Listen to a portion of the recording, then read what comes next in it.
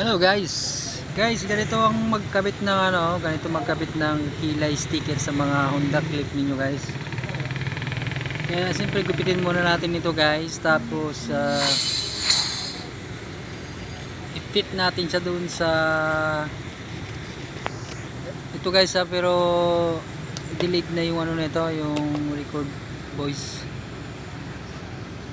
Ayan guys, i-fit natin dyan. So kailangan guys, pag nagdikit kayo niya, kailangan malinis yung nilinisan nyo na maayos yung motor para maganda yung pagkadikit niya. Mas maganda guys kung may blower kayo, i-blower nyo mas maganda. Mahirap magdikit pala nito ng walang blower, mahirapan kayong mag-fit. Pinawisan ako ng katabo na pawis dito guys. Ngayon lang guys, kailangan sa pag-fitting pa lang, ewan ko lang, siguro mali rin yung oras ng pagdikit ko. Gabi na kasi ito kaya nahihirapan ako.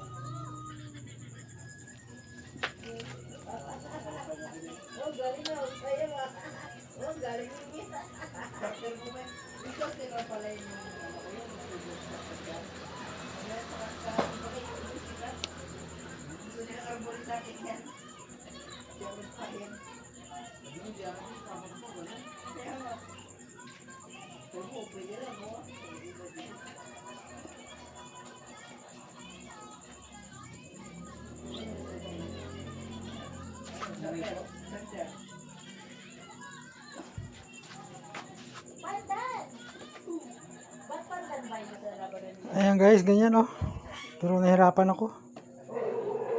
Mahirap din pala, hindi madali guys. Kailangan i-fit mo siya talaga. Ayan may bukol-bukol. Kasi pag bumukol-bukol lang guys, pasukin ng tubig yan. Kailangan i-fit nyo talaga siya. Yan lang, hindi ko kaya. Ganyan lang kaya ko. Testing natin ilaw. Ayan siya.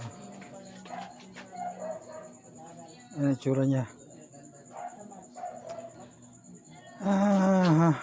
Nahirapan ako. Inabot ako ng 30 minutes sa isang lang. Ito lang. Bukol-bukol